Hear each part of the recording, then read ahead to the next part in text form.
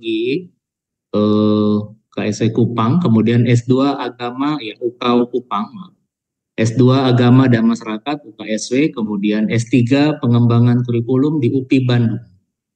Pekerjaannya sebagai asisten kepala departemen bidik persekutuan gereja-gereja di Indonesia, kemudian dosen di UKI, kemudian kegiatan profesional. Jadi Bapak Ibu yang sudah mengajar pendidikan agama Kristen, mulai dari kurikulum 94 sampai dengan 2013 bahkan sampai dengan kurikulum Merdeka, ya 30 tahun apa yang sudah Bapak Ibu pegang, yaitu adalah buah pemikiran dari Ibu Pendeta Janse bersama dengan tim, kemudian pengembang kurikulum Merdeka, Mapel PAK, penulis buku PAK sejak tahun 94 sampai 2022, melatih guru-guru PAK, melakukan studi banding dan belajar ke beberapa negara Asia, Eropa, dan Amerika mengenai kurikulum pendidikan Kristen. Narasumber penyusunan kurikulum SMAK dan SMTK Bimas Kristen Kemenak RI tahun 2022 sampai 2023, penyusun kurikulum dan modul penyuluh agama Kristen di Indonesia, anggota Komisi Pendidikan PGI tahun 2020 sampai dengan 2024. Ya, cukup itu saja Pak Yudi. Ya, ini ya bukunya ya memang luar biasa karya beliau. Ya, ya baik. Untuk itu dipersilakan Ibu kita, Ibu Pendeta Janse Belandina untuk menyampaikan materi. Ya. Terima kasih Pak Moderator, Pak Yudi. Terima kasih Pak Stef untuk pemaparannya yang sangat mencerahkan. Halo Bapak Ibu guru sekalian. Bu, mohon izin, apakah cuma saya yang tidak melihat webcamnya Ibu? Oh iya, saya tutup, saya masih tutup kamera, maaf. Ya, terima kasih Bu. Saya ingin menyapa dengan penuh kasih sayang para guru-guru PAK dari seluruh Indonesia, juga teman-teman, para pengawas yang hadir saat ini. Kita sudah dilengkapi hari ini, kenyang kita dengan makanan bergizi. Saya berpikir, apa masih perlu saya bicara lagi? Karena sudah lengkap semua. Terakhir dengan materi Pak Stef, saya pikir sudah lengkap. Menjadi ragu saya nih untuk bicara. Meski Bu Janse, kasih penguatan aja dan informasi ke depan, nggak apa-apa. Perlu ya, dengar suara katanya guru-guru dulu ya, Bu Risma. Ini sudah ada di tangan ya, saya. Sebenarnya saya sudah membuat penalaran bagaimana kaitannya ke pedagogi, aspek pedagoginya ke pendidikan Kristen. Tentu makan pemikiran para pakar ya. Tadi Bapak Ibu sudah dengar dialog saya dengan Pak Yogi. Iya kan Bapak Ibu? Tolong buka mikrofon ya. Saya ingin dengar suara guru-guru dan para pengawas. Iya Bu. Iya Ibu. Terima kasih. Iya Bu. Siap Ibu Janse.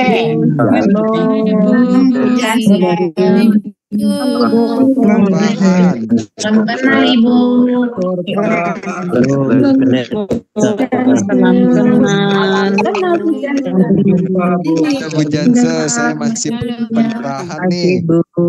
Gak apa-apa Bu, sampaikan aja materinya. Lanjut aja Ibu. Saya baru habis mengawas ujian. Lanjut Bu. Begini. Mantap Bu, semangat.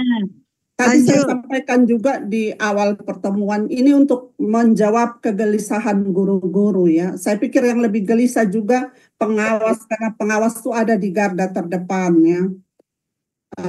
Ibu Risma itu dia selalu kalau saya ngomong apa pasti connect deh dengan apa yang dia pikirkan. Orang bertanya-tanya, semua orang sudah mengikuti pelatihan di planning di mana-mana. Tetapi kita belum punya pegangan bagaimana implementasi untuk pendidikan agama Kristen. Tentu kita harus tahu dulu, kita harus tahu bagaimana membuat kaitan dari di planning ke pembelajaran Pak. Tadi saya sudah sampaikan ke Pak Yogi bahwa biasanya kesulitan kita adalah pada delivery system.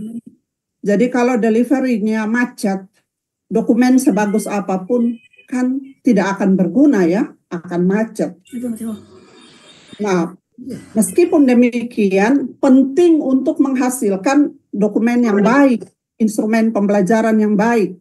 Nah, untuk itu kita harus memahami tentu saja kurikulum dan pendekatan baru ini. Mungkin kita lihat sedikit ya, Bapak Ibu ya, setujukah? Setuju, Bu. Baik, Ibu. Siap setuju, Bu. Oh, sangat setuju, Bu. Oke, Bu. Setuju, Ibu. Iya, Kita menanti-nantikan Ibu bahkan. kita semua saling menantikan. Saya suka tersenyum dan ketawa Bapak Ibu ya. Oke. Awet muda, Bu. Awet muda. Tanggal 16 Mei nanti saya berusia 60 tahun Bapak Ibu. Wow, Bu. Tapi masih kelihatan muda. Terima kasih untuk hiburannya yang menyenangkan. Awet muda. Ini Wajahnya nggak boros ya, Bu. ya sekarang tahun Mama. para peserta perlu di-mute ya, supaya kita mendengarkan suara satu aja.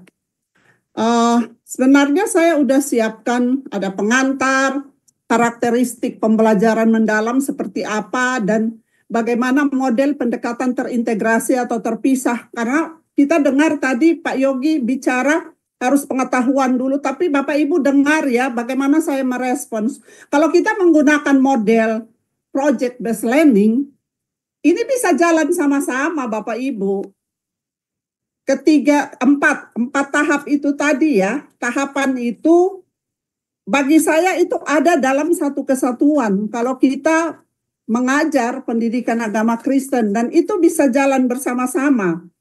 Lewat project based learning kita harus melalui sebuah tahapan pemahaman yang mendalam kan Bapak Ibu, bahkan sampai kepada habit. Kalau project based learning itu sampai kepada pelaksanaan. Nah, ketika anak melakukannya sendiri, itu dia bisa merekonstruksi apa yang dia pelajari. Jadi apa yang saya sampaikan tadi dia tidak hanya sekedar bicara misalnya tentang prinsip-prinsip keadilan, tapi dia akan belajar bagaimana menjadi orang yang adil dan bagaimana menjadikannya sebagai pembiasaan hidup, habit ya. Nah, saya juga menyiapkan implementasi deep learning dalam mata pelajaran Pak dan Budi Pekerti itu kira-kira ketika dilaksanakan di kelas seperti apa. Saya tidak akan menggurui karena Bapak Ibu baik guru maupun pengawas sudah punya pengalaman yang luar biasa. Nah, di akhir pemaparan ini Ibu guru muda kita dari Jogja, Ibu Sukaning Tias, kamu sudah hadir, Nak. Nanti akan mempresentasikan hasil kerja keras dia ya, modul yang berbasis deep learning.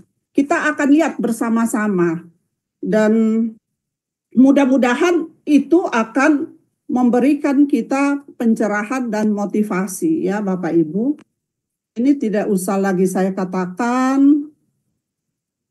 Nah, sebenarnya apa yang disampaikan tadi oleh Pak Yogi, Pak Stef, itu ingin memberitahu kita tentang sebuah pendekatan yang bertujuan menciptakan pemahaman holistik, pemahaman yang menyeluruh mengenai pengembangan berbagai dimensi manusia, termasuk intelektual, etika, estetika, kinestika, dan iman spiritual, Bapak Ibu.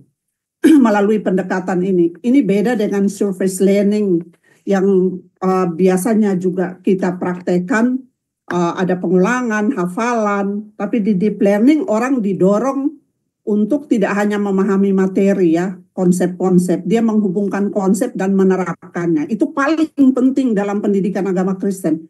Pak Stef tadi memberikan contoh-contoh yang baik tentang apa yang dilakukan oleh Yesus. Nah, ini membuat pembelajaran lebih aktif dan kolaboratif, Bapak Ibu. Nanti materinya dibaca sendiri ya, saya akan melompat-lompat. Nah, tadi juga saya katakan ke Pak Yogi, kayaknya penekanan lebih besar pada kecakapan abad 21, Bapak Ibu. Nah, ini karakteristiknya. Dia berbasis eksplorasi dan belajar aktif. Ini Bapak Ibu guru yang pernah mengajar CBSA, ini bukan sesuatu yang baru, ya sudah ada. Dia bermetamorfosa ya, dan berbasis konsep juga.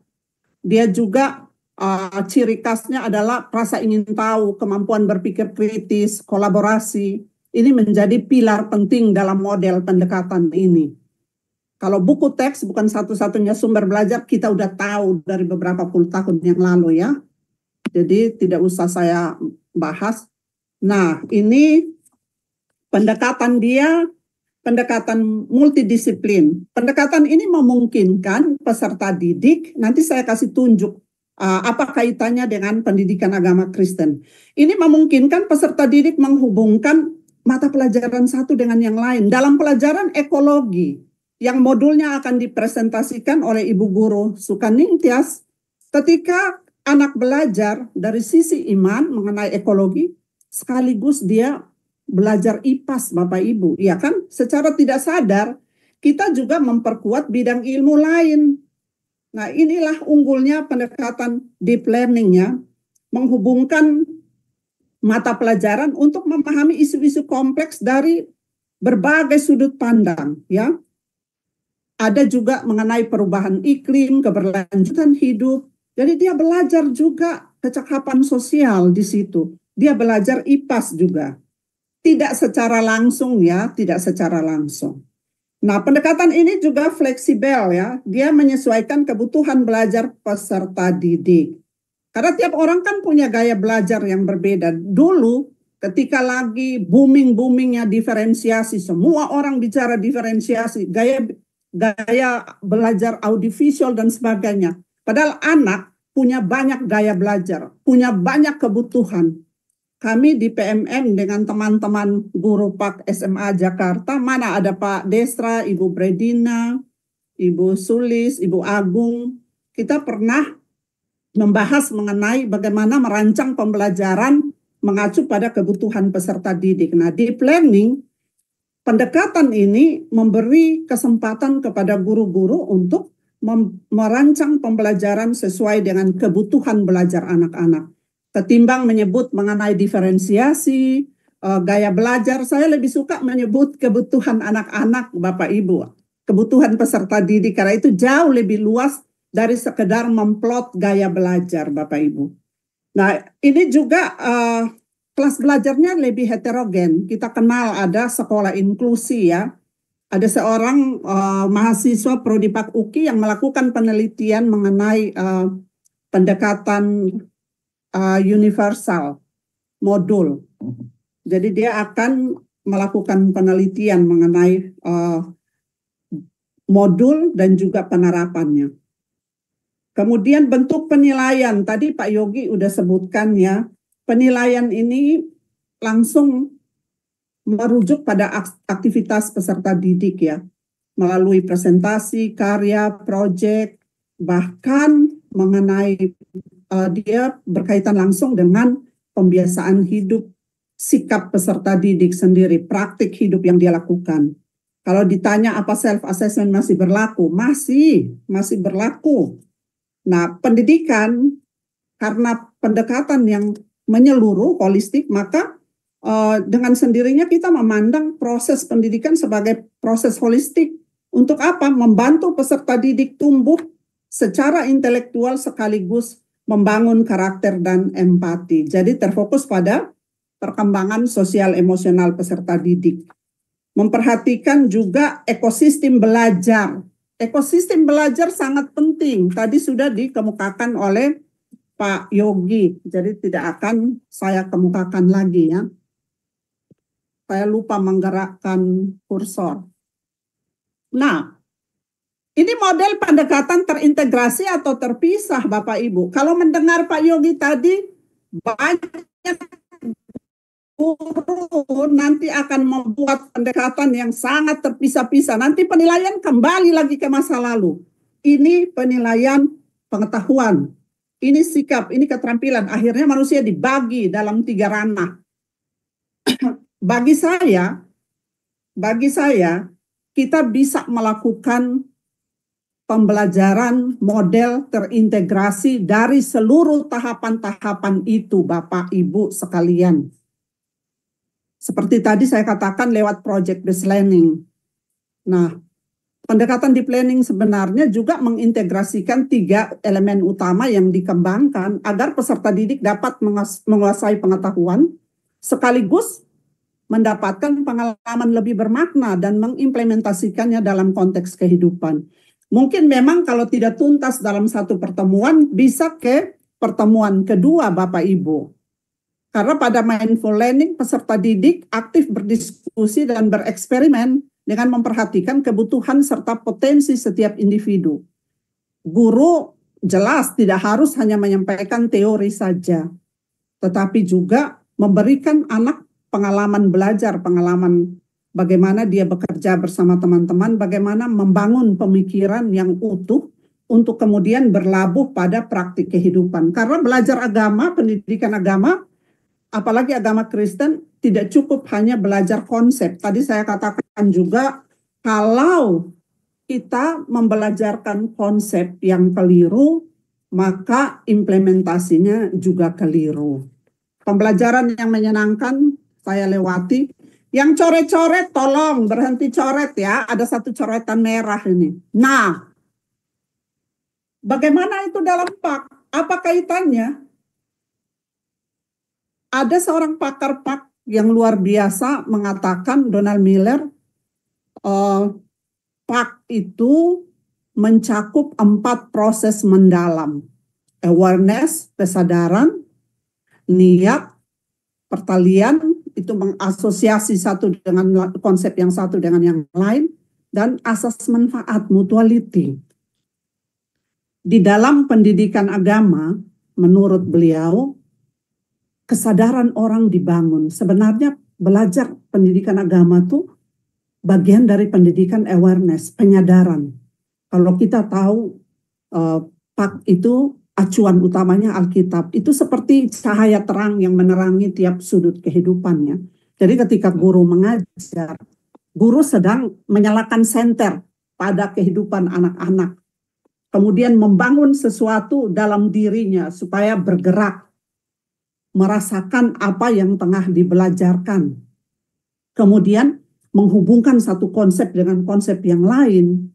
Dia belajar implementasi pemeliharaan alam. Oh, itu untuk kepentingan saya sendiri. Pada akhirnya guru memberikan kesadaran itu. Dan timbul perasaan dalam dirinya untuk ikut serta menjaga alam. Dan melihat manfaat. Kemudian datang pada pengambilan keputusan. Nah, ada juga pembelajaran pendidikan agama meliputi 4 jenis aktivitas. Learning by doing, ini lewat problem based learning, project based learning, pemberian motivasi, kemudian membangun logika, rasional, dan juga proses kognitif yang mencakup perubahan cara pandang. Mengubah cara pandang dalam pendidikan agama itu yang membutuhkan waktu. Mohon maaf, tapi saya bertanya pada mahasiswa saya yang baru masuk tahun 2024, saya tanya mata pelajaran apa yang paling membosankan, dia bilang pendidikan agama. Saya patah hati sekali. Saya tanya mengapa begitu? Karena kami mencatat. Tetapi saya yakin banyak guru-guru sekarang sudah berjalan sangat maju. Ketimbang hanya memberikan tugas dan catatan ya Bapak Ibu. Ini boleh direspons ya apa yang saya katakan. Nah, tujuan PAK dari sudut pandang perkembangan adalah kedewasaan pribadi. Pendekatan perkembangan terhadap pendidikan bertujuan agar setiap orang menerima dan menanggapi kasih karunia Allah dalam Yesus Kristus. Bahwa semua orang harus dipersatukan dalam satu komunitas yang inklusif.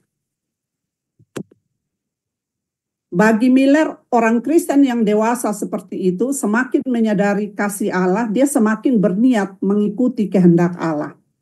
Nah, secara alami, ketika kita mempertimbangkan peran dan praktik guru serta latar belakang konteks pengajaran, pembelajaran, maka baik guru maupun konteks pengajarannya harus fleksibel dan menantang, tetapi juga selalu harus mendukung adanya perubahan.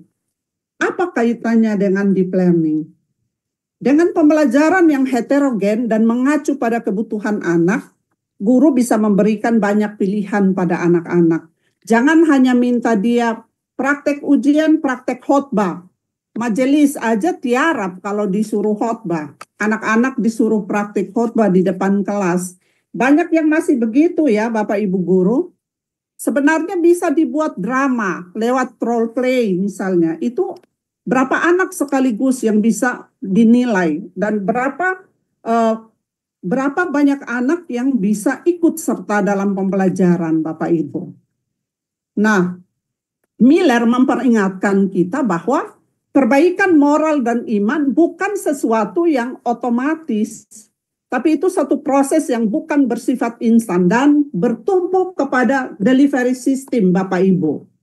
Delivery system. Ini adalah beberapa prinsip yang menurut Miller tidak boleh diabaikan.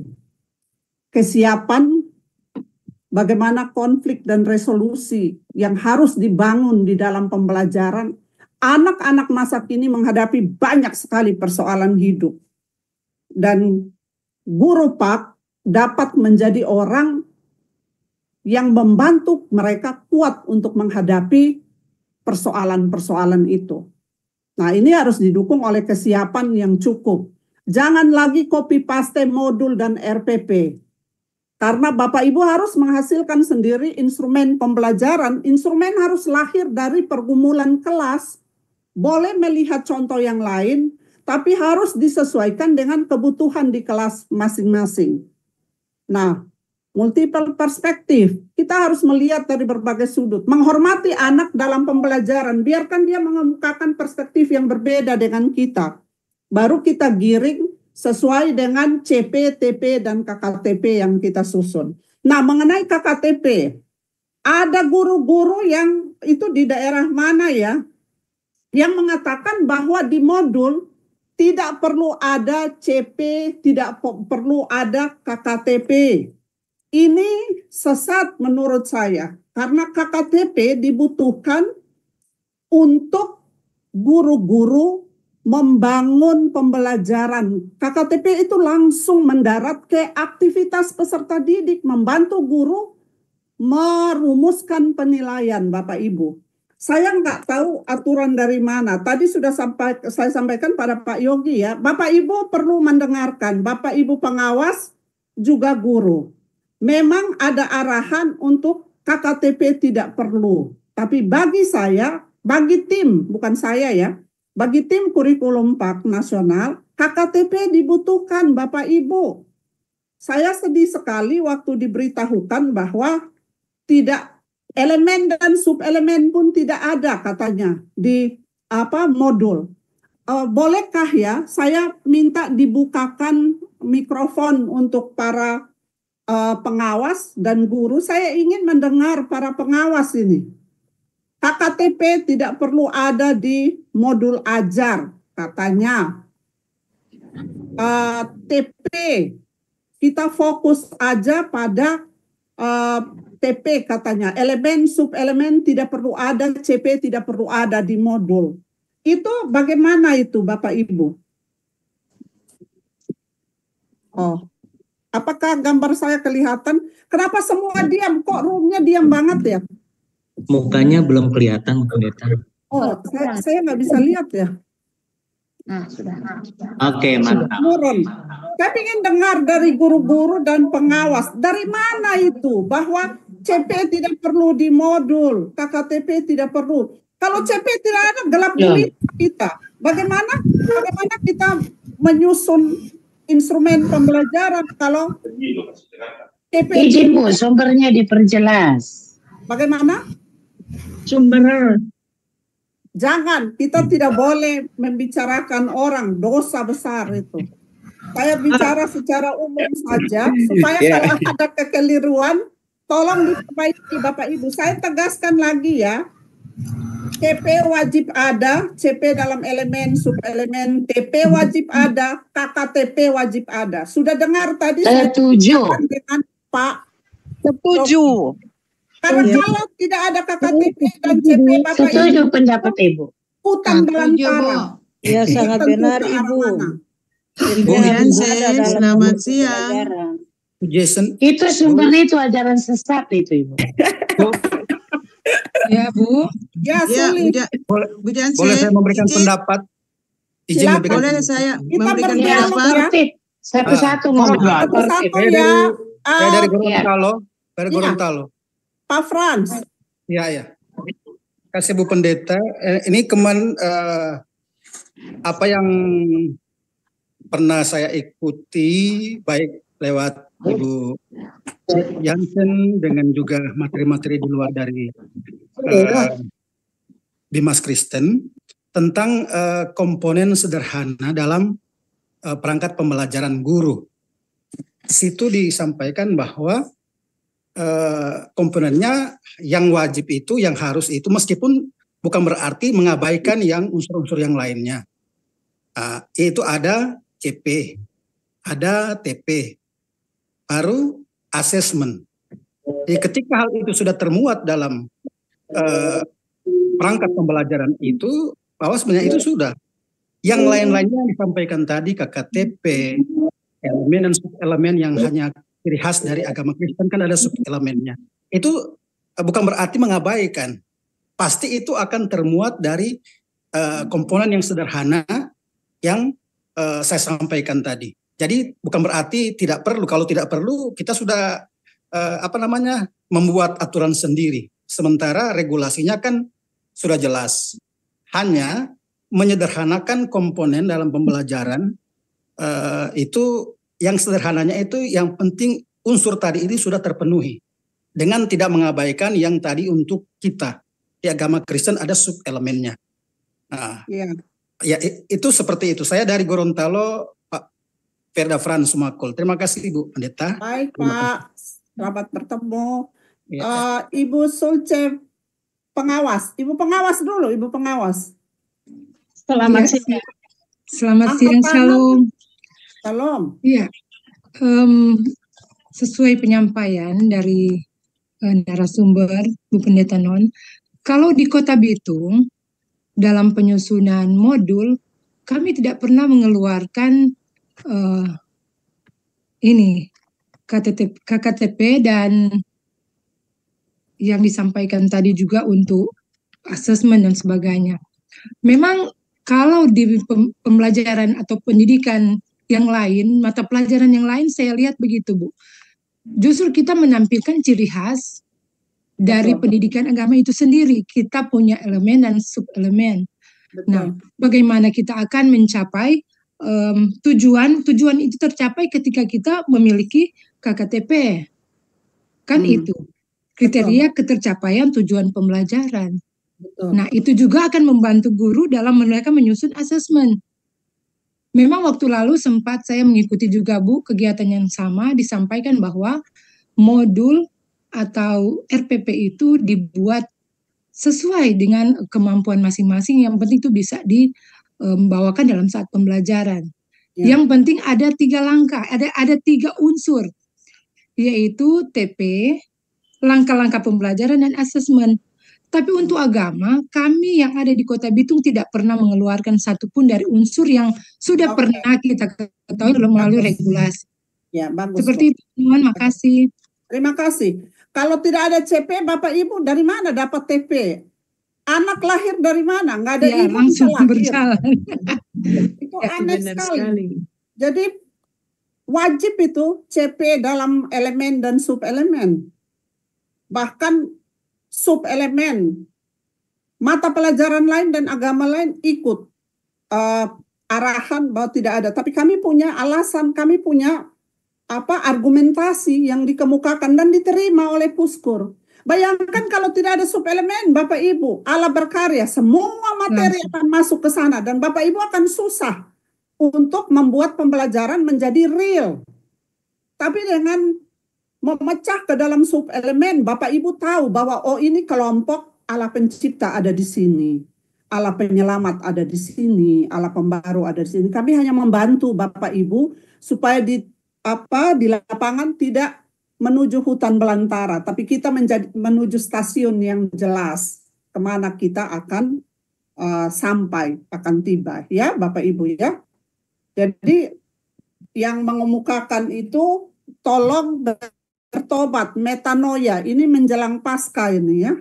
Jadi kita metanoia, komponen-komponen penting dalam kurikulum harus ada di dalam instrumen. Anakku Bu metanoia Bu Non.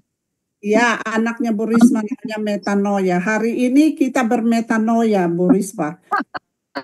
Bermetanoia kurikulum kita, Bapak Ibu. Jadi itu komponen-komponen penting itu tetap ada. Karena dari situlah kita bangun langkah-langkah pembelajaran. Pak Yogi mengatakan yang penting ada tujuan, ada langkah-langkah, ada asesmen. Tujuan itu lahir dari mana?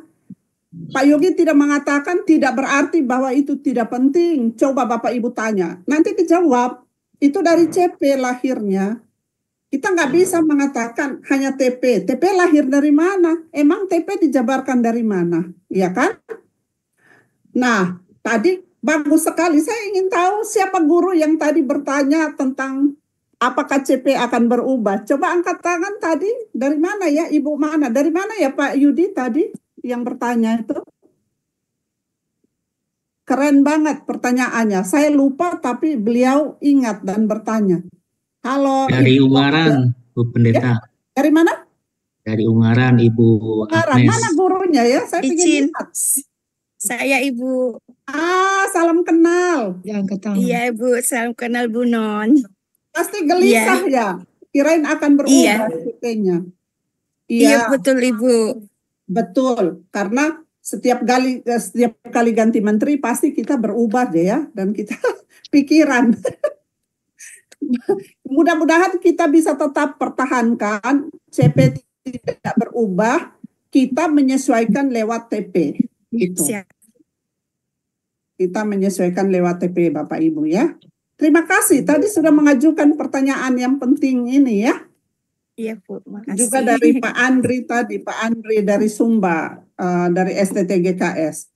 Kemudian kita lihat bagaimana ini tadi sudah ditampilkan Pak Yogi, saya tidak mengulang-ulang ya lagi. Joyful, mindful, meaningful, ini sudah berdasar pembelajaran bermakna berdasarkan kesadaran diri. Tadi awareness dari Miller kena di sini ya. Kemudian juga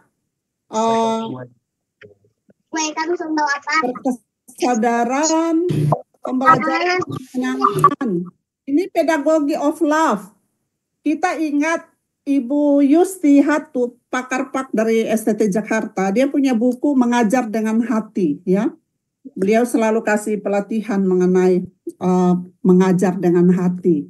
Kemudian pembelajaran bermakna kontekstual sesuai dengan kehidupan peserta didik.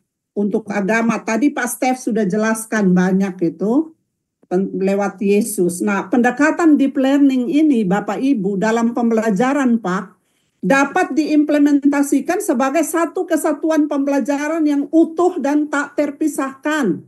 Kalau di modul nanti Bapak Ibu boleh mencirikan bahwa 4 tahap itu, ini tahap pengetahuan dan sebagainya dan seterusnya, tetapi dalam implementasinya itu satu kesatuan.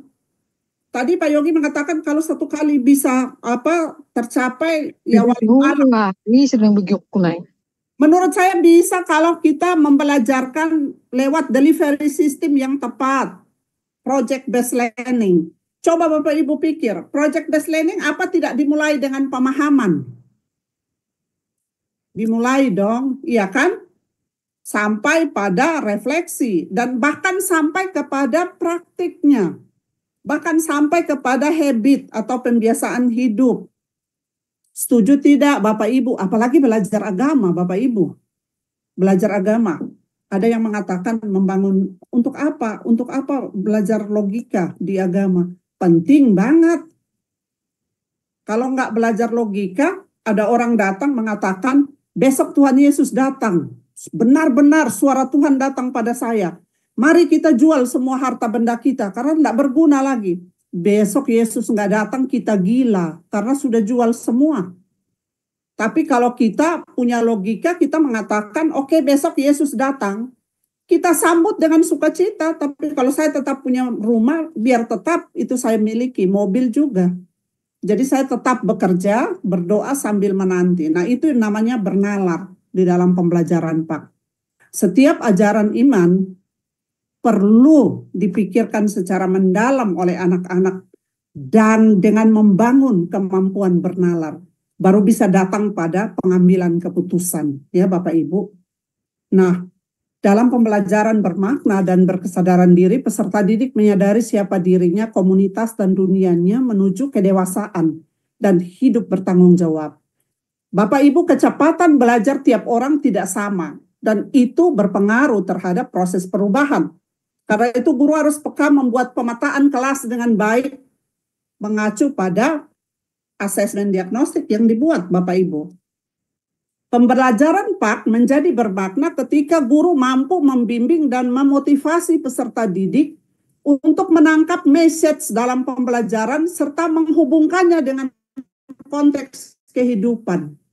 Nah, kontekstualisasi pembelajaran akan menghasilkan mutu pembelajaran yang berkualitas dan berdampak pada kualitas hidup beriman peserta didik.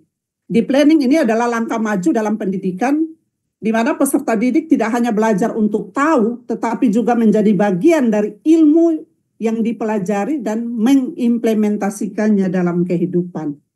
Nah, dengan mengintegrasikan pendekatan ini, guru dan kepala sekolah dapat menciptakan lingkungan belajar yang lebih bermakna, relevan, dan mempersiapkan generasi masa depan yang siap menghadapi tantangan global. Kita mendorong peserta didik untuk mengaitkan konsep baru yang akan diajarkan dengan konsep yang sebelumnya sudah mereka pahami. Pembelajaran yang menghubungkan pengetahuan baru dengan konsep relevan yang telah diketahui, ini juga menjadi bagian dari deep learning.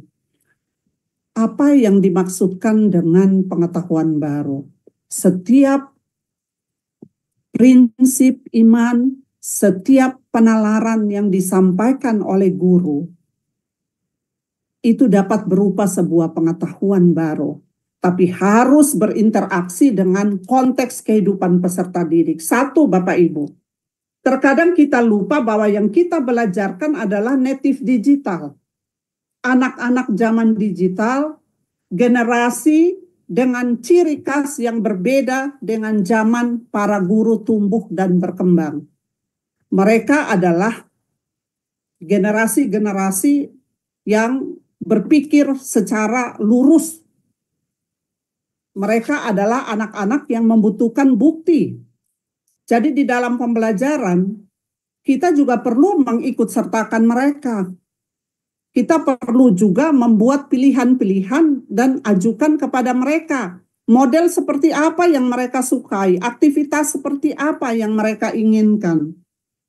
Misalnya, dalam pesantren Ramadan, anak-anak Muslim melakukan pesantren Ramadan. Bapak Ibu bisa membawa mereka ke panti asuhan, rumah sakit, panti jompo, panti rehabilitasi, memperlihatkan pada mereka dan mengajak mereka melayani di sana, sehingga membangun rasa empati mereka, melakukan pendidikan awareness. Jadi pendidikan awareness bukan hanya di dalam kelas Bapak Ibu, juga bisa dilakukan dalam praktik kehidupan. Nah, penilaian, pengalaman belajar. Nah, saya ingin mengutip Thomas Broom, seorang pakar PAK, ketika kita bicara tentang pendekatan pembelajaran ini, pembelajaran dalam deep memahami dan menyaksikan bagi guru membentuk peserta didik dalam identitas dan tugas mereka di dalam dunia ini apa. Contoh, kita mendidik dalam PAK bukan sekedar agar anak didik tahu tentang keadilan dari segi konsep semata, tetapi mengetahui belas kasihan, tetapi agar mereka menjadi orang yang bisa berbelas kasih. Contoh tadi, dibawa ke panti asuhan, dibawa ke rumah jompo, dibawa ke tempat rehabilitasi. Dan kita mendidik bukan sekedar supaya anak tahu adanya Tuhan, tetapi bagaimana menjalani hidup dalam relasi dengan Tuhan, sesama, dan alam. Jadi pengalaman spiritual yang lahir dari kemampuan bernalar. Nah, ini bisa dilakukan lewat 4 tahapan itu sekaligus, Bapak Ibu. Pendidik dalam PAK harus mengarahkan tujuan pendidikan pada semua dimensi kemanusiaan, Bapak Ibu, di mana ada proses informasi, formasi, dan bahkan transformasi. Bukan sekadar transfer ilmu, tapi membentuk dan mentransform.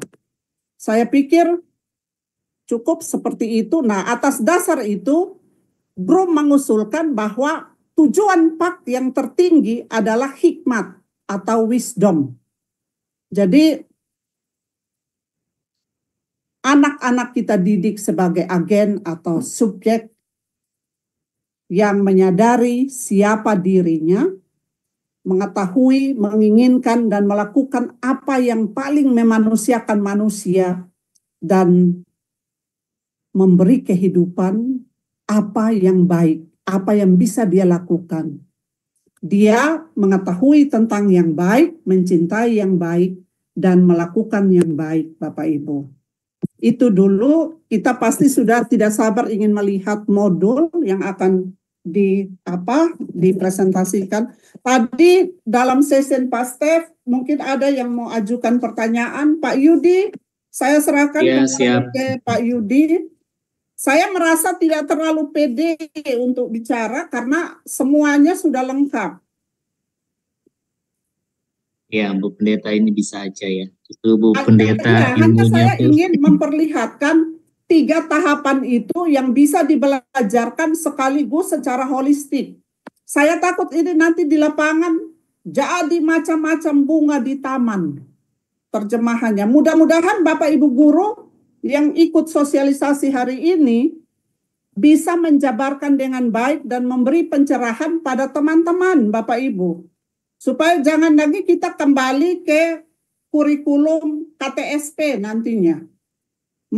Membedah manusia dalam 3 ranah. Pengetahuan, sikap, keterampilan. Itu berbahaya. Ingat ada refleksi dalam tahapan itu Bapak Ibu ya. Terima kasih Pak Yudi. Ya baik, terima kasih Ibu Pendeta Janse Belandina yang telah menyampaikan materi, semakin membuat kami melihat bagaimana implementasi deep learning khusus dalam mata pelajaran pendidikan agama Kristen dan budi pekerti. Bapak Ibu peserta webinar, ya dipersilakan untuk waktu yang baik ini. Bila ada pertanyaan, ya dipersilakan.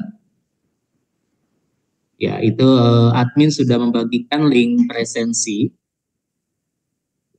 Bapak Ibu dipersilakan untuk mengisi linknya dan mohon untuk tidak ada kesalahan baik dalam pengetikan atau penulisan nama supaya tidak berdampak ke hal-hal berikutnya.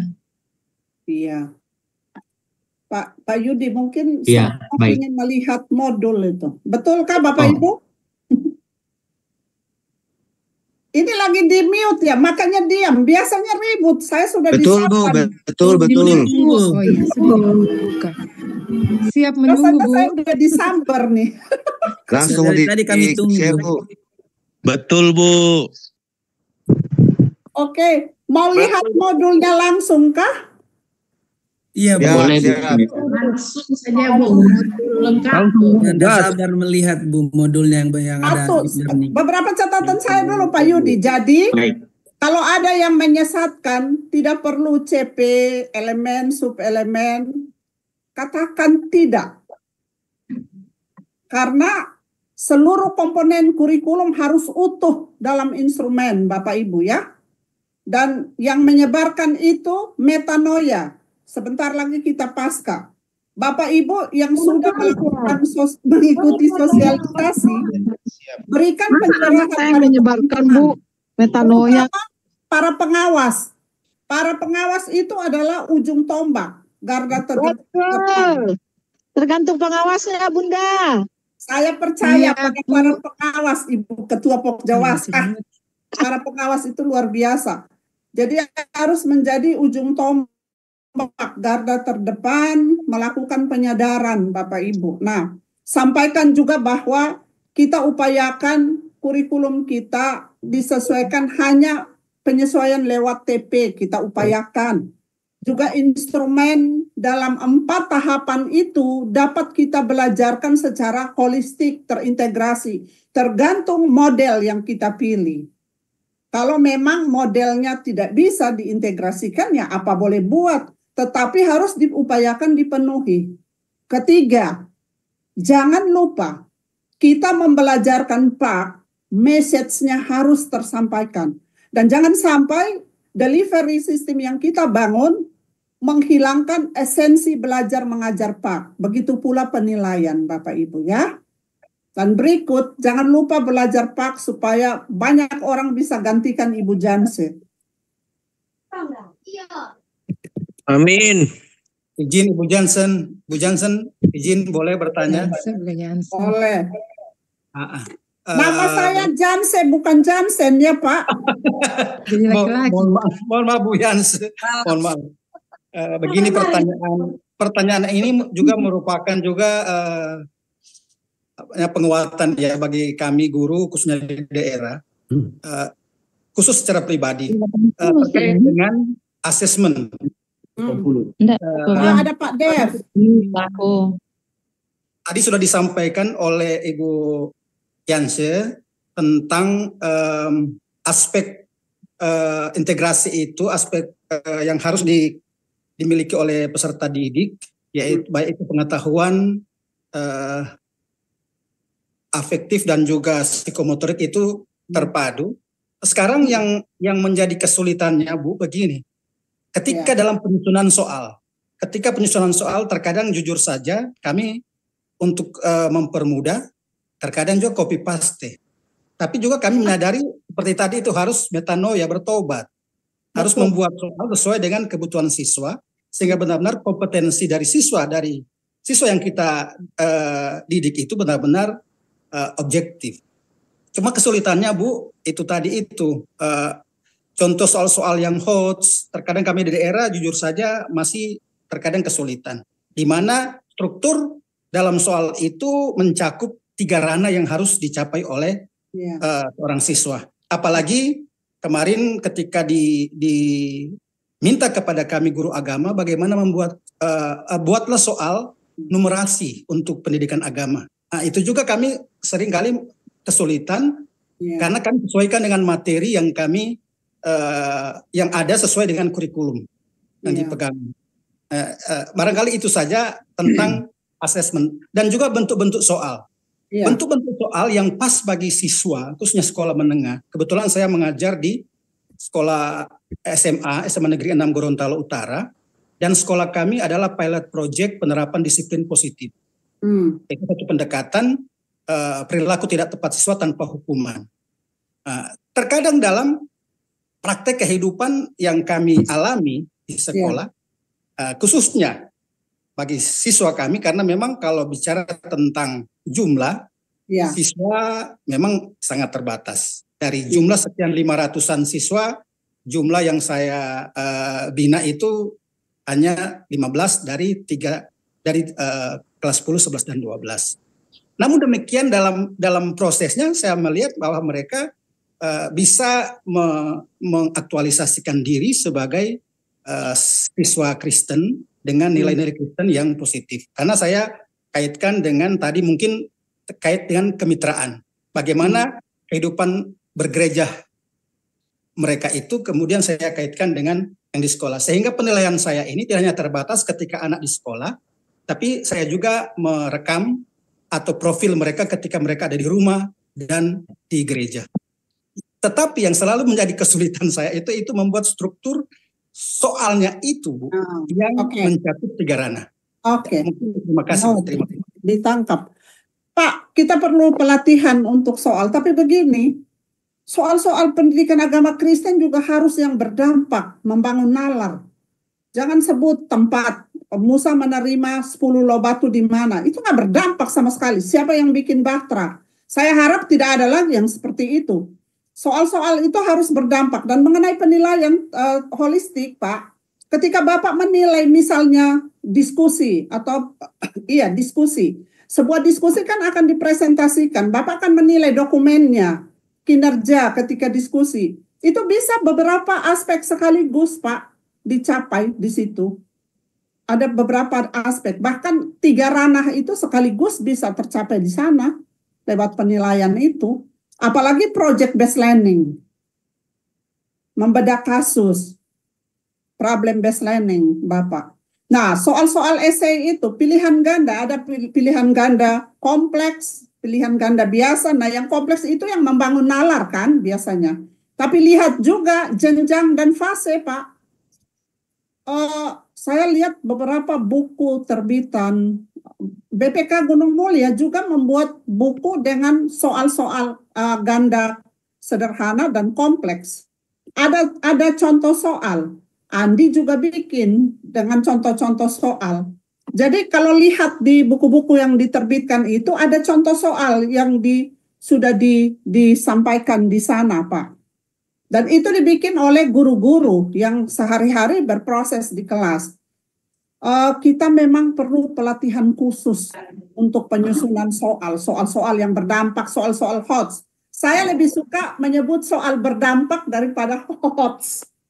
Karena bagi saya penilaian itu untuk guru dan untuk peserta didik. Jadi bukan hanya berkaitan dengan HOTS, tapi bagaimana dia berdampak pada peserta didik. Pasti itu membangun nalar lah. Soal-soal HOTS itu kan membangun nalar, Bapak Ibu. Saya lebih suka membuat istilah begitu. Bukan aneh-aneh sih, Pak Guru. Hanya saya suka menyebut kayak belajar. Saya lebih suka sebelum saya akhiri, saya lupa ya. Kebutuhan belajar peserta didik. Ini nanti liburnya panjang sekali sampai April. Ibu Astiana tolong ditutup ya mikrofonnya. Jadi kalau kita menyebut kebutuhan belajar peserta didik itu kan luas ya, secara holistik bisa mencakup semua. Ada anak kemampuan belajarnya cepat, ada lambat, ada sedang dan sebagainya. Ibu Rotua, Pak Moderator, nanti Pak Yudi marah sama saya nih. Ya baik, untuk yang sesi kali ini ya Bapak Ibu dipersilakan untuk menyampaikan langsung pertanyaannya dengan resen. Nanti saya akan mempersilakan. Silakan untuk Ibu Rotua Intan Tagalung. Baik, suara saya sudah terdengar Bapak? Ya sudah, baik. Terima silakan kasih. lanjut. Selamat bertemu kembali Bu Janse. Tahun yang lalu kita ketemu di Surakarta Ibu. I still remember you. Ini kelompok Solo. Mana kelompok Solo Raya, Bu Endang dan kawan-kawan? Selamat siang Ibu. Selamat ketemu teman-teman Solo Raya. Terima kasih. Ya, baik Ibu Rotua, silakan pertanyaannya singkat, jelas, dan mudah dipahami. Ya, baik Ibu. Yang pertama, saya mau sampaikan bahwa keadaan atau konteks di setiap daerah itu berbeda-beda. Apalagi kalau sudah menyasar ke sekolah itu berbeda-beda dengan berbagai tantangan, baik dari pimpinan maupun dari situasi di sekitar kita. Nah, maka memang menarik sekali deep learning ini, tetapi kita kadang-kadang terkendala, khususnya sebagai guru PAK, untuk mengembangkan lebih lanjut pembelajaran mendalam ini. Nah, yang menjadi bahan pertanyaan maupun juga kegelisahan saya adalah tentang 2 hal tadi Bu sudah singgung. Pertama, tentang evaluasi. Ini kampungnya ini apa yang baru nih? Ya, Ibu Astiana mohon untuk boleh di-unmute yang tidak. Ya, baik, saya lanjutkan. Tadi Ibu sudah singgung soal lots, kemudian nanti ada mods juga HOTS ya untuk pembelajaran agama Kristen. Saya setuju, saya menarik sekali dengan ini karena evaluasi itu harus kita sesuaikan dengan TP seperti yang tadi Ibu bilang. Jadi memang dari awal setting goal-nya mau kemana, nah nanti muaranya adalah dievaluasi. Nah, pertanyaan saya adalah kalau mengacu pada buku yang sudah beredar, karena sampai saat ini kami belum menerima buku yang revisi ya Bu ya dengan CP terbaru, itu masih tujuan pembelajaran di level yang rendah seperti itu Bu. Nah, sementara kita guru PAK ini juga ingin anak-anak kita itu punya pembelajaran yang sangat-sangat deep, kemudian punya higher level thinking, skill juga seperti karena zaman ini sudah begitu cepat. Nah, apakah diperkenankan bagi kita untuk membuat tujuan yang baru di luar buku ya? Karena buku itu kan tadi prosesnya panjang banget gitu Bu ya. Nah, kemudian kalau seperti di Surakarta itu sudah diberlakukan sekolah ramah anak, artinya dalam satu sekolah kami juga mengalami diberikan peluang anak-anak berkebutuhan khusus untuk belajar bersama. Nah, kebetulan juga pas juga saya punya anak kebutuhan khusus yang sebenarnya masih belum berat kasusnya, yaitu IQ di bawah standar seperti itu. Nah, Ibu mungkin bisa kasih pencerahan bagaimana saya menyusun ATP yang baik, karena saya harus buat yang berbeda. Tapi saya terkendala dengan KKTP Satuan Pendidikan, Bu, yang diharuskan minimal sekian untuk nama baik sekolah. Ya baik Bu, terima kasih Bu Jansen. Ya, silakan Bu Jansen langsung dijawab. Terima kasih. Oh, pertanyaan yang baik sekali dan amat bagus ya. Ini sekolah ramah anak itu sudah tercover Bu, pedagogi cinta dalam deep learning ya. Itu menjawab kebutuhan anak-anak, mengajar dengan penuh cinta. Kalau istilah Ibu Justi Hatu, mengajar dengan hati. Itu jawaban saya. Nah, mengenai TP, Ibu asal selama tidak keluar dari CP, boleh dong Ibu merekonstruksi TP kita ya, supaya bisa menjangkau kebutuhan anak ya Bu. Tidak keluar dari CP. CP itu given loh. Itu given oleh Permendikbud. Jadi nggak bisa diutak-atik. Boleh Bu. Nah, kita ini punya regulasi-regulasi yang aneh. Pemerintah membuka sekolah inklusi, sekolah wajib menerima anak-anak disabel, tapi tidak menyiapkan guru di sekolah-sekolah itu. Ibu, menangani anak-anak disabel harus guru yang punya keahlian itu. Kalau tidak sulit. Ada yang mengatakan dengan doa, tidak cukup. Betul, kita yakin, kita percaya pada mujizat, tapi kita juga berhadapan dengan realita. Ya kan?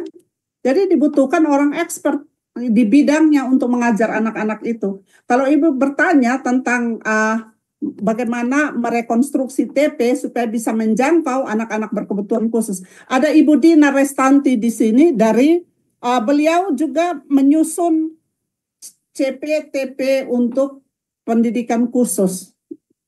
Saya membimbing mereka, tapi juga saya bukan ahlinya. Ibu Dina masih ada di room, Ibu Dina?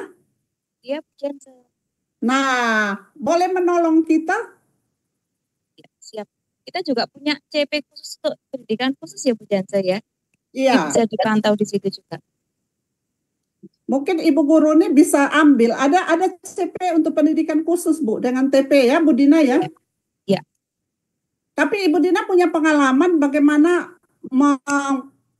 merancang itu ketika di sekolah inklusi. Iya. Bagaimana caranya? Biar Ibu Rotua atau saling bertukar WA ya, Ibu Rotua ya. Teman-teman, Bapak Ibu Guru dan pengawas yang ada di room ini, jika membutuhkan bantuan berkaitan dengan pembelajaran anak-anak berkebutuhan khusus, bisa hubungi Ibu Dina. Ibu Dina ada di grup WA? Ada, Bu. Siap.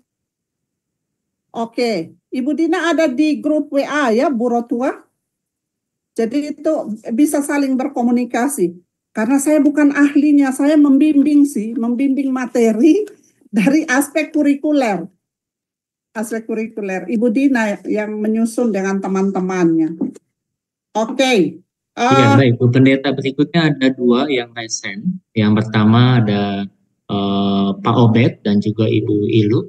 Dipersilakan Pak Obed untuk menyampaikan pertanyaannya dengan singkat, jelas, dan mudah dimengerti. Iya, itu yang mau presentasi modul sudah siap tuh Pak Yudi. Semua orang lagi menunggu modul nih. Oh baik. Pak Obed, masuk modul aja ya Pak Obed. Siap. Ya, Nanti Japrian sama mama saja. Oke, siap. Ibu gurunya sudah siap tuh. Ibu gurunya nggak kirim CV ya ke Pak Yudi? Iya, saya belum terima. Ibu siapa? Mungkin sebelum Sukaningtyas, ada Ibu Ketua Pokjawas mungkin mau mengatakan sesuatu mengenai CPTP yang tidak disertakan dalam modul. Ajaran sesat, Bu. Kan begitu. Jangan Ya kan itu saya bilang. Kalau udah seperti itu kan Bu, udah ajaran sesat, menyusup.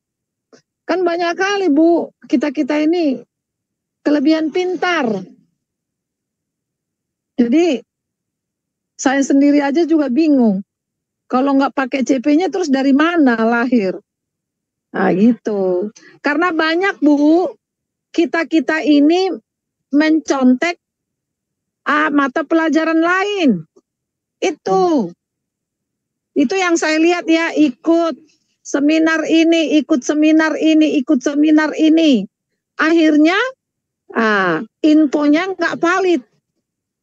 Tetapi itu tergantung pengawas. Bagaimana pengawasnya membina gurunya. Maaf, tidak hanya sekedar kunjungan, tapi membina di wadah yang ada. Kalau enggak ngerti, ya tanya Bu Janse sebagai tim penyusun kurikulum. Karena kita berbeda dengan mata pelajaran lain, sangat berbeda. Jadi kalau kita samakan mata pelajaran kita dengan mata pelajaran lain, ya akhirnya jadi sesat, akhirnya jadi ngawur gitu loh, tidak mencapai tujuan yang kita harapkan. Jadi gitu Bu Janse, tergantung pengawas. Mungkin pengawas juga belum paham, kayak saya juga belum paham banget, tapi saya ikuti perkembangan supaya saya bisa membina guru itu di wadah yang ada. Seperti yang dibilang Bu Janse, tidak serta-merta kita semua ahli, enggak. Tapi kita berusaha mencari informasi. Kalau nggak mengerti mengenai kurikulum ini, sebetulnya Ibu Janse siap untuk kita terus komunikasi, gitu loh. Oh bagaimana Ibu Janse? Karena ada yang menyampaikan, nggak usah pakai CP, langsung TP, baru langkah-langkah. Wah, terus dari mana kita ambil TP-nya kalau nggak dari CP? Harus ada dulu capaian, baru tujuan, gitu loh. Kalau nggak ada capaiannya, gimana kita menuju ke capaian itu? Kan tujuan pembelajaran itu untuk mencapai capaian yang sudah ditetapkan oleh pemerintah. Kadang-kadang bahasa aja Bu, kalau nggak paham, akhirnya udah buyar. Jadi maknanya jadi hilang. Jadi kalau saya sih tekankan Bu Janse, ya tergantung pengawas lah untuk membimbing gurunya di daerah masing-masing. Kayak Bu Sul tadi kan dari Bitung ya, kenapa bisa terjadi? Ya mungkin nggak konsisten. Pengawas harus langsung mematokkan, oh tidak bisa untuk agama Kristen, nggak bisa, harus dari CP dulu baru ke TP dan lain-lainnya gitu. Jangan kita ikut-ikutan dengan mapel lain. Itu Bu Janse yang bisa saya sampaikan. Terima kasih. Bukan hanya bertanya pada saya, tim kurikulum ada juga Ibu Yudit, ada Ibu Nov.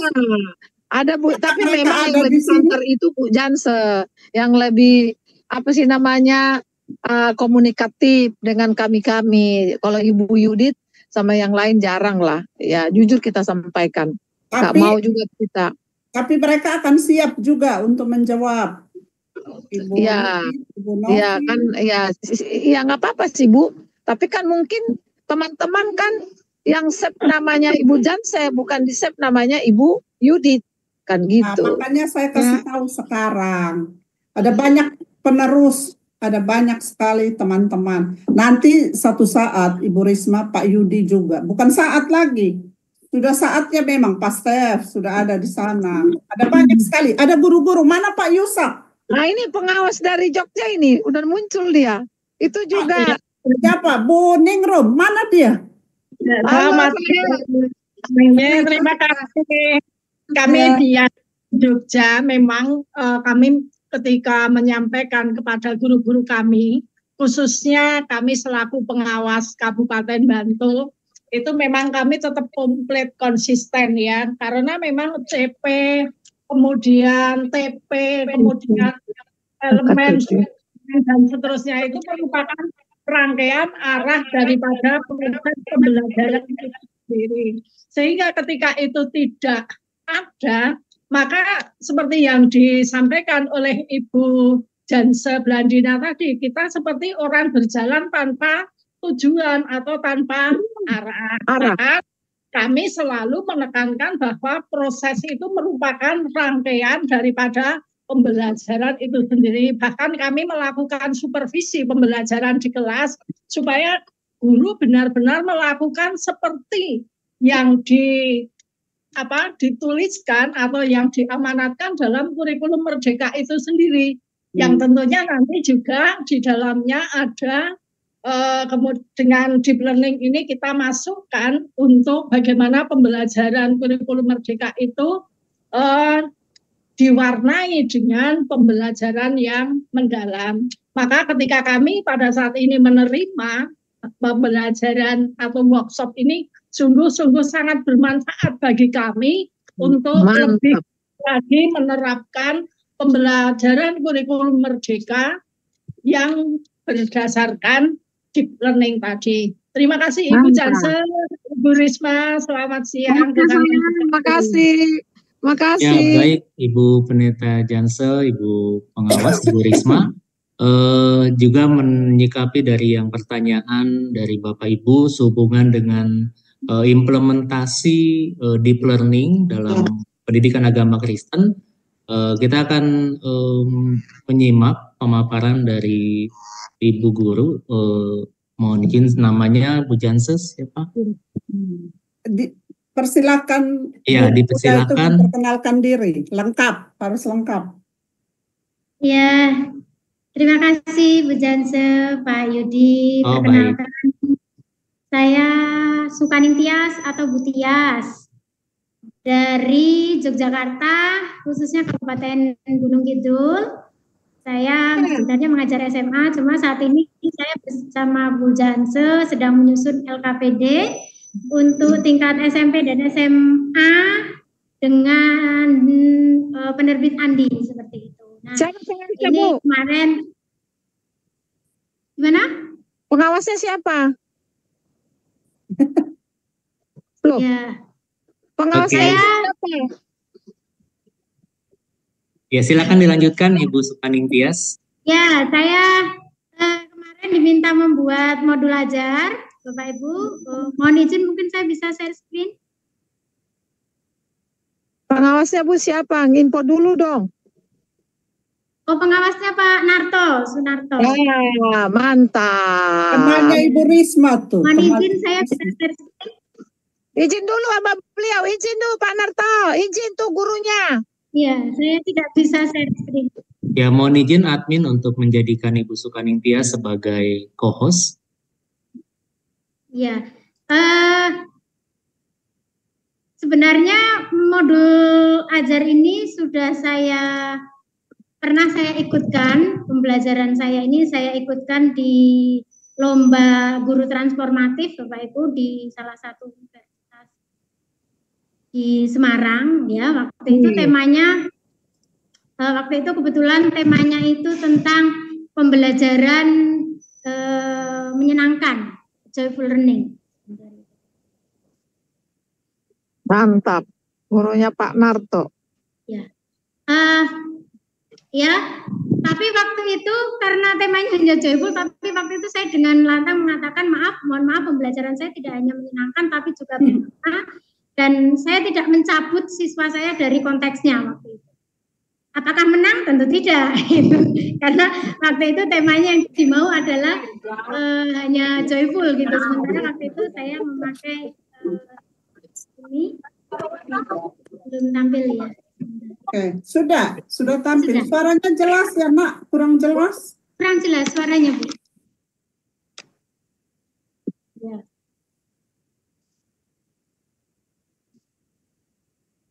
Sudah muncul ya Bapak Ibu. Ya, ini modul yang saya buat dengan project based learning. Saya ambil dari salah satu tema di dalam buku yang dibuat oleh penerbit Andi di kelas 7 pada elemen alam dan lingkungan hidup, yaitu panggilan untuk memelihara alam. Kurang lebih seperti ini Bapak Ibu. Yang pertama masih sama tentang identifikasi modul. Mohon maaf ya. Terus nama penyusun, nama sekolah seperti itu masih sama. Nah, yang berbeda mungkin ini Bapak Ibu, identifikasi peserta didik, lalu identifikasi materi pelajaran, dimensi profil lulusan. Nah, ini yang tadi 8 Bapak Ibu.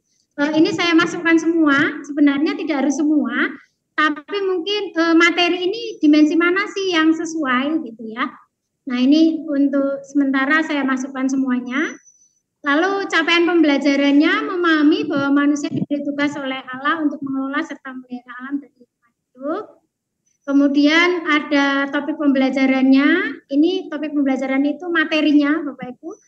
Lalu tujuan pembelajarannya ada 2. Di sini juga saya masukkan KKTP-nya sekaligus asesmen. Meskipun nanti di bawah itu juga saya jelaskan asesmen itu ada apa saja begitu. Tapi untuk 2 tujuan pembelajaran ini asesmennya apa? Caranya bagaimana? KKTP-nya apa itu saya tampilkan di depan.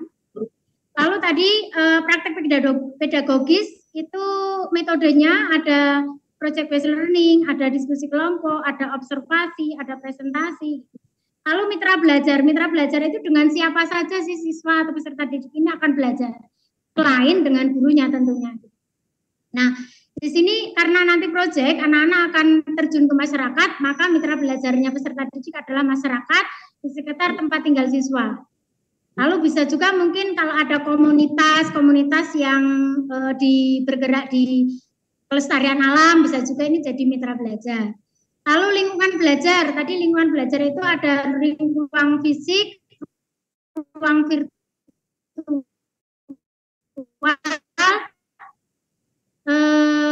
budaya belajar, ruang fisik, lingkungan sekolah, lingkungan tempat tinggal siswa, kalau masih dipakai misalnya Google Classroom dan sebagainya, atau mungkin WA group dan sebagainya.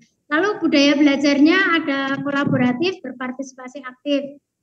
Lalu pemanfaatan digital, asesmen, karena biasanya kalau saya anak-anak mengumpulkan tugas laporan itu saya minta kumpulkan di Google Drive misalnya seperti itu untuk memudahkan anak-anak mengakses.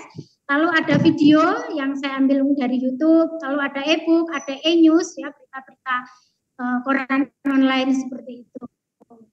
Nah, lalu ini komponen intinya ada langkah-langkah pembelajaran, pendahuluan atau awal itu estimasi kurang lebih 15 menit. Nah, di sini Bapak Ibu saya pisah-pisahkan, tapi seperti yang disampaikan oleh Bu Jansa, sebenarnya pembelajaran ini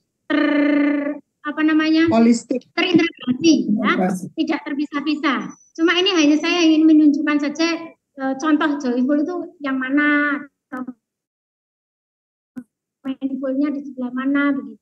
Misalkan di pendahuluan, misalnya tadi materi mengajak anak-anak untuk belajar tentang tugas tanggung jawabnya terhadap alam, guru mengajak peserta didik untuk keluar kelas, menemukan satu ciptaan Tuhan, misalnya daun, gitu, lalu dibawa masuk kembali, atau bisa juga tidak dibawa masuk ke dalam kelas kembali. Misalnya ruang halamannya memungkinkan untuk KBM di luar kelas, menurut saya itu juga lebih baik, gitu ya. Itu joyful, menyenangkan pasti, gitu. Lalu setelah mereka menemukan satu ciptaan Tuhan, misalnya daun, lalu mindful, masuk ke mindful, guru menanyakan apa sih manfaat ciptaan itu bagi manusia dan makhluk lain. Nah, ini kan supaya anak sadar, kenapa kok aku diminta mencari satu ciptaan Tuhan ini. Lalu mereka ada tanya jawab. Nah, ini digunakan untuk asesmen awal. Gunanya asesmen awal untuk melihat seberapa jauh sih kemampuan awal peserta didik sebelum kita mempelajari tentang tugas dan tanggung jawab manusia terhadap alam. Nah, kemudian guru menampilkan berita-berita terkini, foto-foto kerusakan alam, lalu mengaitkan loh, kenapa kita tadi kok belajar tentang satu ciptaan Tuhan tadi. Nah, sekarang realitanya itu ciptaan-ciptaan Tuhan itu sudah rusak, gitu ya, yang artinya kelangsungan hidup manusia dan makhluk lainnya juga terancam. Lalu masuk kepada pertanyaan pemantik, menurut pendapatmu, apakah remaja Kristen juga bertanggung jawab dalam memelihara kelestarian alam? Mengapa? Nah, ini mindful, karena anak-anak diajak untuk sadar, ini loh kamu tuh ada punya tanggung jawab nggak sih sebenarnya terhadap kerusakan alam yang ada ini, realitanya. Nah, masuk ke inti Bapak Ibu, nah ini tadi yang disampaikan oleh Pak Yogi di awal tadi, kita masuk kepada memahami. Ya, di sini memahami ada meaningful dan penguatan literasi. Tadi karena memang deep learning ini ada penguatan literasi, masalah kontekstual ini harus dikuatkan gitu. Nah, guru menjelaskan tentang fakta-fakta kerusakan alam dan pandangan Marx tentang alam. Kemudian, nah ini juga memahami. Itu kayak ini aja, nggak ditanggapi. Besok Esparman langsung. Kata orang tadi diminta untuk mau. Kalau siswanya mungkin lebih dari 4 gitu ya, atau minimal 4 bisa berkelompok gitu berdasarkan pemahaman awal tadi. Misalnya pemahaman awalnya sudah baik, diminta untuk menelaah kejadian 125 sampai 28 dan memberikan contoh tindakan dalam kehidupan sehari-hari itu seperti apa gitu. Lalu yang pemahamannya kurang bisa dibedakan kontennya, misalnya kejadian pasal 2 atau yang lainnya gitu, atau kontennya sama tapi indikatornya yang berbeda. Misalnya kalau yang pemahamannya kurang, cukup menyebutkan apa sih tugas tanggung jawab manusia menurut ayat itu, tidak perlu menyebutkan mungkin yang lainnya begitu kalau pemahamannya kurang. Lalu kemudian peserta didik mempresentasikan hasil pemahamannya tadi, menggali tentang tugas dan tanggung jawab. Nah, lalu masuk ke mengaplikasikan. Nah, tapi mengaplikasikan ini sebagai tugas di rumah. Ya, tadi project based learning, maka guru memberikan tugas di rumah untuk observasi dan jika memungkinkan wawancara dengan warga lokal sekitar rumahnya tentang apa kerusakan atau masalah lingkungan yang ada di sekitarnya. Misalnya banjir, longsor, dan masalah-masalah yang lain. Nah, ini bisa kalau misalnya anak-anak tidak melihat, bisa juga wawancara misalnya minimal RT-nya atau tetangganya gitu ya.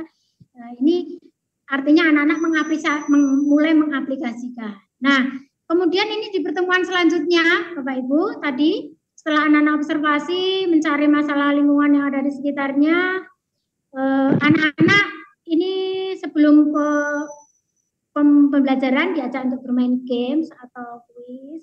Tapi ini yang berkaitan dengan tema ya Bapak Ibu. Jangan sampai joyful ini hanya sekedar ice breaking yang setelah itu anak-anak ya udah loyo gitu. Karena pengalaman saya kenapa saya begitu menekankan joyful itu pembelajaran itu bukan hanya joyful tapi juga meaningful. Karena waktu saya berkali-kali ya ngajak anak-anak ice breaking gitu supaya nggak ngantuk, supaya semangat. Tapi ice breaking-nya karena nggak berkaitan dengan materi, akhirnya setelah ice breaking ya udah ngantuk lagi gitu.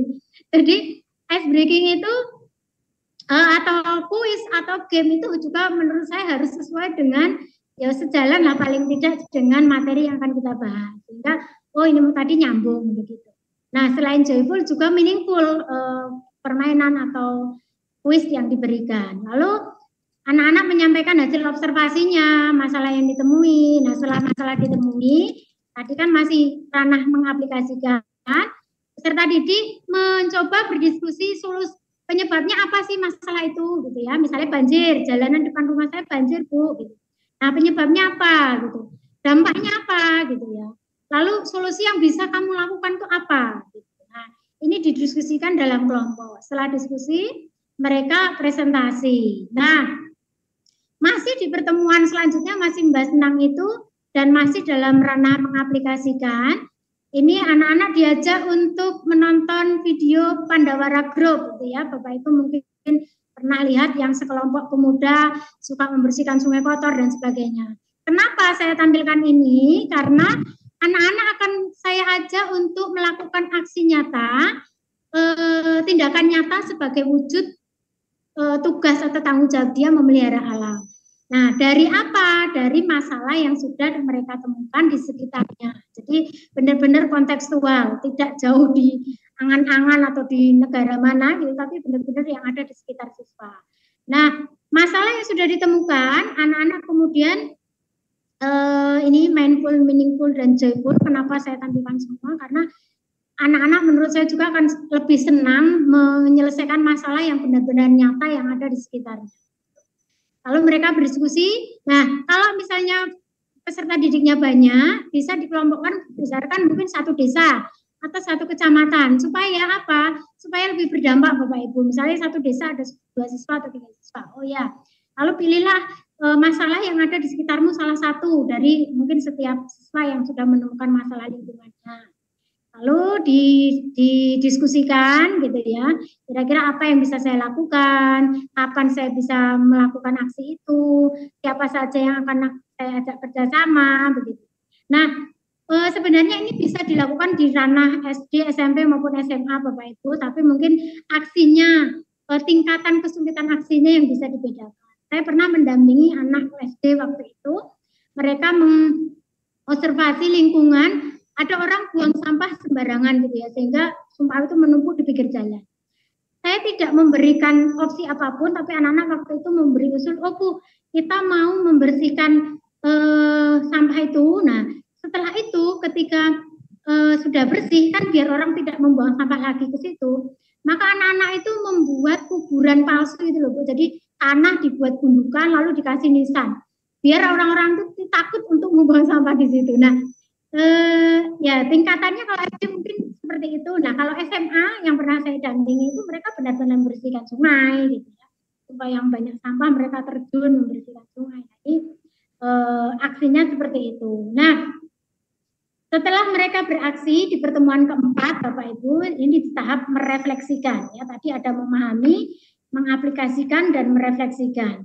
Merefleksikan dimulai dengan guru menanyakan aksi nyatanya, lalu peserta didik mempresentasikan laporan proyeknya, apa yang sudah dilakukan, lalu kemudian yang sangat juga penting sekali Bapak Ibu, jangan lupa untuk peserta didik memberikan refleksi dari proyek itu. Refleksi proyek ya Bapak Ibu, bukan refleksi keseluruhan pembelajaran. Refleksi proyek, refleksinya itu contohnya apa? Misalnya apa sih kendala yang kamu hadapi, lalu hal baru apa sih yang kamu dapatkan, pengetahuan baru apa yang kamu dapatkan dari proyek ini, lalu peserta didik diminta untuk memberikan evaluasi gitu ya. Mungkin kamu mengalami kendala ini, lalu kemarin apa, gimana caramu menyelesaikan gitu. Kenapa ini penting Bapak Ibu? Karena ini nanti juga berguna ketika peserta didik menghadapi situasi serupa gitu. Oh, kemarin saya pernah ya mengalami serupa, oh cara saya menyelesaikan adalah seperti ini. Nah, lalu yang juga tidak kalah penting, setelah selesai peserta didik memberikan refleksi dari proyeknya, guru menghubungkan refleksi itu dengan materi ya, materi pembelajaran agama. Supaya apa? Tetap masuk dalam koridor. Kita ini sedang belajar pendidikan agama Kristen, bukan sedang belajar geografi misalnya, bukan sedang belajar IPAS atau belajar pembelajaran yang lain. Sehingga penting sekali guru untuk mengaitkan dengan materi pembelajaran, dengan nilai-nilai kekristenan ya, yang sudah refleksi-refleksi yang sudah peserta didik sampaikan tadi. Lalu kemudian kegiatan penutup Bapak Ibu ada di mindful, meaningful, dan mestinya juga bisa joyful ketika kemudian sama-sama. Nah, ini refleksi. Kalau ini refleksi keseluruhan serangkaian pembelajaran ya Bapak Ibu. Kalau tadi refleksi proyek, kalau ini di penutup ini refleksi keseluruhan pembelajaran ini. Jadi menurutmu misalnya, menurutmu pembelajaran berbasis proyek ini menyenangkan nggak sih gitu ya? Kalau menyenangkan kenapa? Kalau tidak kenapa? Gitu. Kesulitannya di mana? Nah ini refleksi di akhir pembelajaran itu lebih kepada serangkaian desain pembelajarannya. Gitu. Lalu guru peserta didik menyimpulkan pembelajaran, lalu menutup dalam. Nah, poin yang selanjutnya adalah asesmen Bapak Ibu. Asesmen ada 3. Asesmen awal pembelajaran tadi yang anak awal ditanya gunanya ciptaan Tuhan yang kamu temukan itu apa, lalu sebenarnya siswa itu punya tanggung jawab terhadap lingkungan. Nah ini asesmen awal. Lalu proses pembelajaran ada diskusi, ada presentasi, dan akhir pembelajaran ada laporan proyek dan tes tertulis. Saya juga tampilkan LKPD-nya Bapak Ibu di pertemuan 1 tadi ini. LKPD nanti aja, Nduk. Oh gitu. Sebut unsur-unsurnya aja. Oh ya. Ya LKPD, lalu sudah Bapak Ibu, ini assessment gitu, sekaligus rubriknya. Lalu ini ada tes tertulis gitu. Ini laporan. Banyak sudah Japri minta modulnya. Ya, ini proyeknya untuk laporan akhir proyeknya seperti ini rubriknya. Lalu menghitung nilai akhirnya seperti apa. tes tertulis ini saya masukkan pilihan ganda kompleks di mana siswa itu memilih bukan hanya satu jawaban yang benar tapi lebih dari satu begitu. Lalu esai. Nah, kurang lebih seperti itu Bapak Ibu modul yang saya buat, tapi mungkin satu hal yang ingin juga saya sampaikan dalam pertemuan saat ini Bapak Ibu, ini yang saya tidak jemu-jemu untuk sampaikan bahwa pendidikan agama itu bukan hanya untuk menjawab soal ujian, melainkan agar siswa mampu menjawab persoalan nyata di hidupnya. Bukan hanya untuk mendapatkan nilai atau skor, tapi juga harus mampu memberikan nilai, value bagi sesama dan seluruh ciptaan. Karena kadang saya bahkan pengalaman saya sebagai guru, kadang kita hanya terlalu sibuk memikirkan nanti biar anak-anak itu tuntas gitu. Tapi lupa bahwa bagaimana caranya agar desain pembelajaran kita itu juga mampu membuat peserta didik itu menjawab persoalan nyata di kehidupannya, bukan hanya soal-soal ujian gitu. Dan itu tadi juga bukan hanya anak memahami apa itu tanggung jawab manusia terhadap alam, tapi bagaimana sih hidupnya itu juga memberikan value, memberikan nilai bagi sesama dan seluruh ciptaan. Sehingga pembelajaran proyek ini menurut saya juga tepat sekali di pembelajaran agama. Memang tidak selesai di satu pertemuan, tapi berdasarkan pengalaman saya anak-anak sangat senang ya, joyful sekali menikmati pembelajaran dengan proyek. Dan yang penting juga kan kadang saya juga tidak memberikan ujian karena memang cukup pembeliannya dari proyek gitu, sehingga anak-anak senang sekali gitu, tidak memberikan ulangan harian gitu, asesmen harian, sehingga mereka lebih antusias gitu karena praktek langsung. Nah, kurang lebih mungkin dari saya seperti itu, Bu Janso. Terima kasih Bu diberi kesempatan untuk berbagi pengalaman. Matur nuwun sangat. Ya, terima kasih Bu Sukaningtia sama para materinya, best practice yang telah disajikan kepada kami. Selanjutnya Bapak Ibu peserta silakan mungkin mewakili dari Indonesia bagian Barat, bagian Tengah, dan bagian Timur untuk meresponi atau ada yang ingin ditanyakan berkaitan dengan modul ajar atau KPD yang telah disajikan oleh Ibu Sukaningtias. Silakan. Ya, Bapak Obed, silakan Pak. Sebentar Pak ya. Ya, silakan Bapak. Ya, berikutnya silakan. Selamat siang Ibu. Ya, selamat siang Pak Obed. Ya, selamat siang. Makasih host, makasih Ibu Sukaningtias ya. Ya, makasih teman-teman semua. Saya tertarik dengan penyampaian dari Ibu guru kita yang masih muda nih. Artinya masih punya energi. Kami ini tinggal menunggu kapan pensiun ya. Ya, jadi sebelumnya titip salam untuk leading saya ya, Pak Rusmianto Lukas di Surabaya. Di Yogyakarta. Ini Bu, ada beberapa hal yang saya ingin tanyakan. Yang pertama, apakah modul ajar yang kemudian Ibu kembangkan dalam bentuk pembelajaran deep learning ini adalah modul ajar dari PT Andi yang kemudian dikembangkan oleh Ibu? Itu yang pertama. Kemudian saya dengar tadi dalam penjelasan tadi itu bahwa dalam pembelajaran, sebelum memulai pembelajaran itu ada asesmen awal. Maka pertanyaan selanjutnya dari pernyataan Ibu tentang asesmen awal itu, apakah akan berdampak pada kontennya? Dalam hal ini, ketika berbicara tentang asesmen awal, maka dia akan masuk pada model-model pembelajaran. Dan itu akan mempengaruhi akan konten, jenis konten yang akan kita sampaikan kepada siswa. Karena melalui asesmen awal itu kita mengetahui karakter pembelajaran atau karakter daripada masing-masing siswa itu. Saya tertarik sekali hingga pada produknya itu, Ibu menyampaikannya secara detail ya. Jadi dapat saya simpulkan bahwa ini ada dalam hal ini bahwa konten, proses, dan produknya itu ada sesuatu keterkaitan. Ada keterkaitan dan bisa memberikan sebuah pemahaman kepada siswa sehingga ada sebuah produk. Nah, pertanyaan selanjutnya adalah ketika menyangkut dengan proses ya, kita masuk pada proses dan pada produknya itu, apakah Ibu kembali berpatokan pada asesmen awal itu? Maksudnya kembali kepada gaya belajar siswa itu.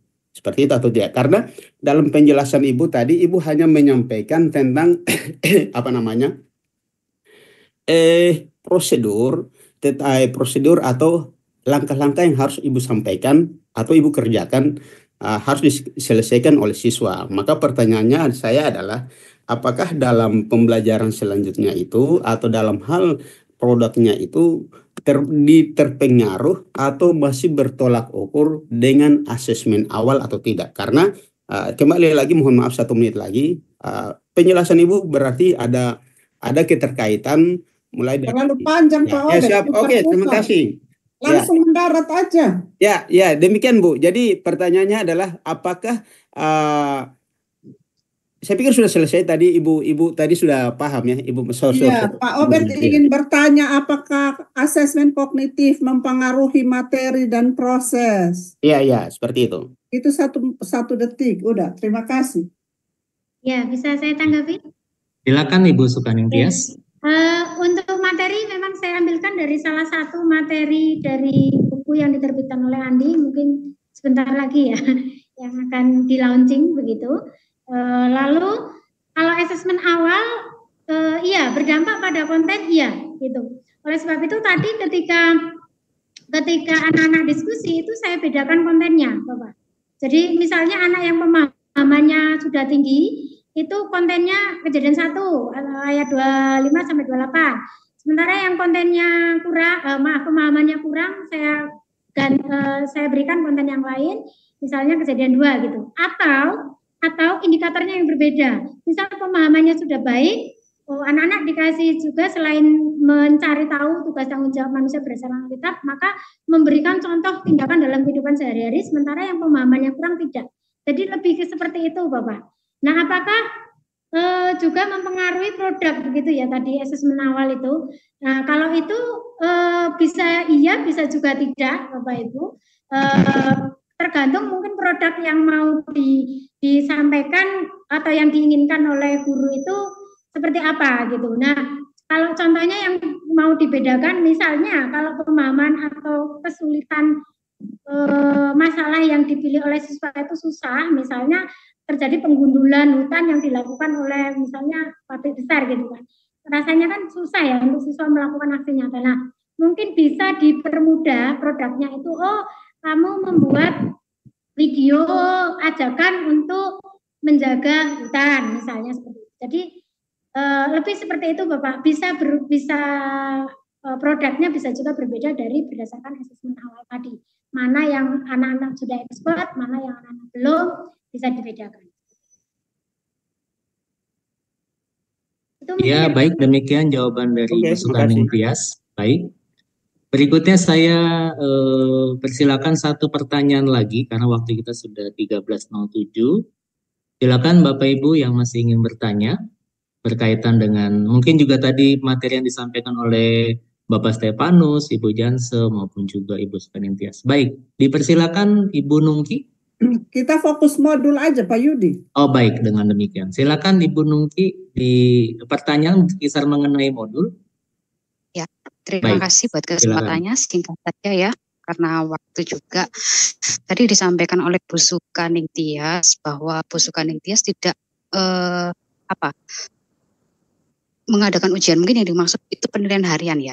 Bagaimana Bu Sukaning Tias menolong siswa-siswinya untuk menghadapi sumatif, dan itu biasanya kalau tidak mengadakan ujian itu memang fleksibel ya, karena kita kurikulum merdeka, tidak mengadakan penilaian harian itu memang fleksibel tergantung dari Bapak Ibu guru, tetapi kalau sumatif itu setiap lembaga biasanya pasti melakukan itu. Bagaimana Ibu Sukaning Tias menyiapkan peserta didiknya, begitu aja. Terima kasih. Oke, baik. Jadi pertanyaannya mungkin pertanyaan dasarnya adalah apakah dalam sumatif itu hanya tes tulis ataukah bisa dalam bentuk yang lain? Silakan Ibu Sukaning Tias. Ya, setahu saya memang asesmen sumatif itu tidak harus dengan bentuk tes tulis gitu ya, tapi juga dalam bentuk proyek, hasil dari proyek siswa itu bisa. Maka saya mengambil penilaian itu dari situ, asesmen akhirnya itu dari proyek. Nah, bagaimana dengan asesmen sumatif akhir semester misalnya seperti itu? Biasanya tetap saya ajak untuk latihan soal misalnya seperti itu, lalu atau enggak membahas kisi-kisi, kurang lebih seperti itu. Tapi di sekolah saya kebetulan ada kebijakan, terutama kemarin ujian sekolah itu boleh misalnya mata pelajaran itu tidak memberikan asesmen sumatif dalam bentuk tes tertulis, itu boleh. Gitu. Di kebijakan sekolah kami seperti itu. Tapi kalau memang harus, maka bisa saya ajak untuk latihan soal atau membahas kisi-kisi. Itu Ibu, terima kasih. Ya, baik, terima kasih penjelasannya Ibu Sukaning Tias dan pertanyaan dari Ibu Nungki. Baik, bagaimana Ibu Pendeta Janse? Pak Yudi. Ya.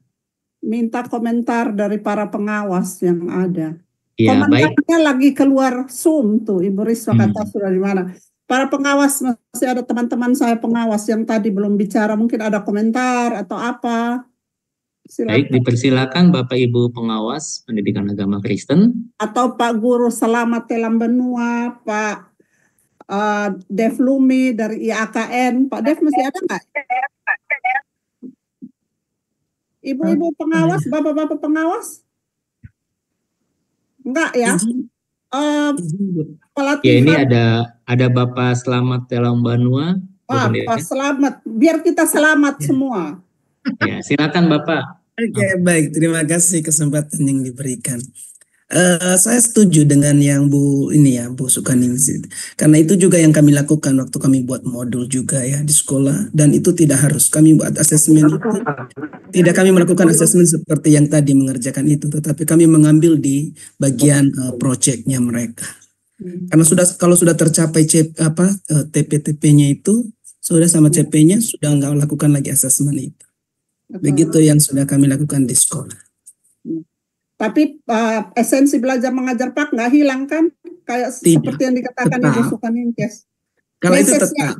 Message-nya harus mendarat. Iya, betul. Pak Yudi, itu ada Ibu Endang dari Solo Raya tuh. Ibu Endang silakan.